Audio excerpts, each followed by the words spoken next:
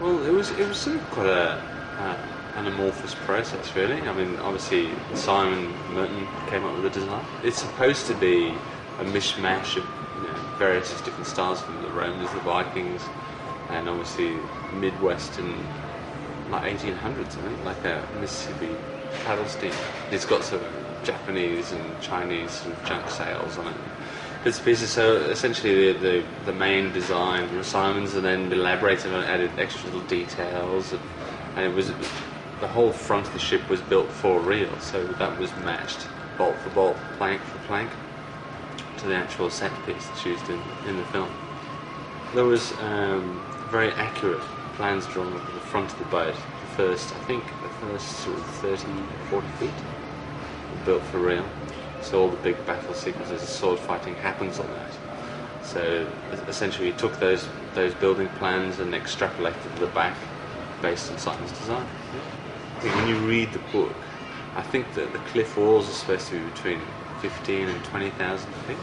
So essentially it'd be really dark down there. But so there's a bit of artistic license making it much lighter than it actually be. But for us, what we did is we built basic geometry for all the cliff walls, and had matte paintings projected onto these sort of 3D sort of cliffs, and camera matched to the scene. So whenever we had a helicopter flying around a real boat, we used that camera tracking data and then placed in three-dimensional matte paintings and our 3D boats into that scene.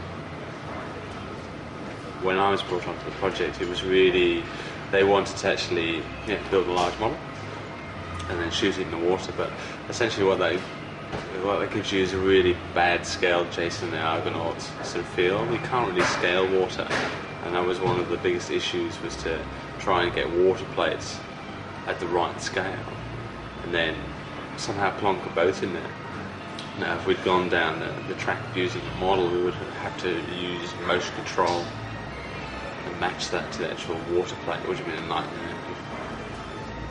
So the next approach was to actually shoot real boats in situ on water, and then replace the background, use the water plate, and then add our CG boat matching the camera moves. And it gives it a lot more freedom.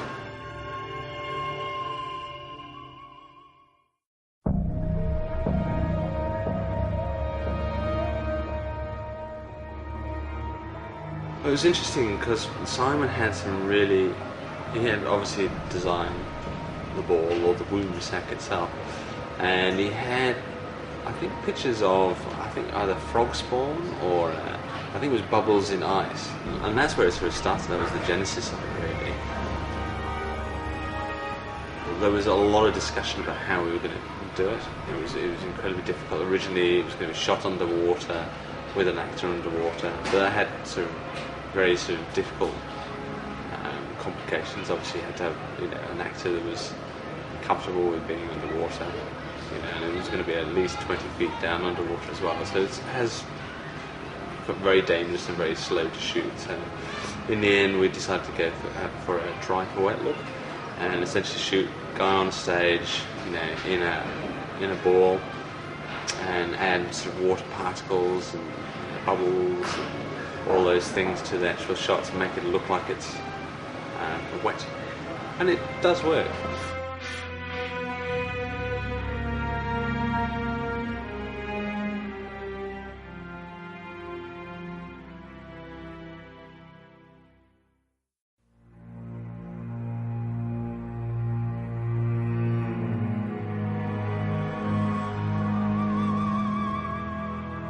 The inspiration for the Dark Tower came out of Simon's obelisk design.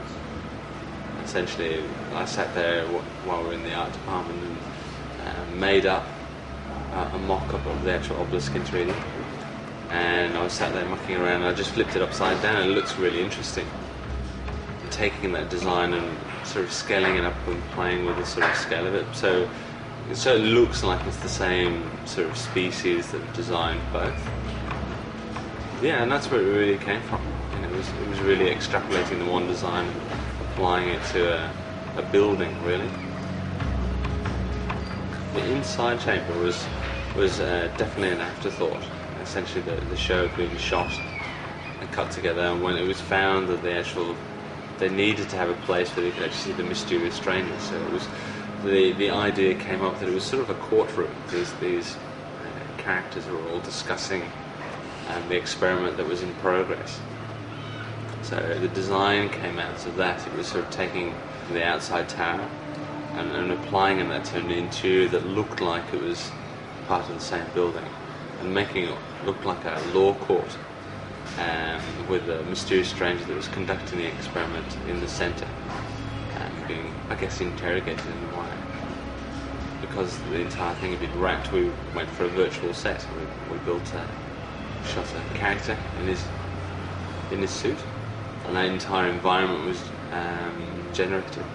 They were all virtual camera moves, and the wet look, the water environment was just an added sort of texture to it. Really, it was to give it a bit of atmosphere.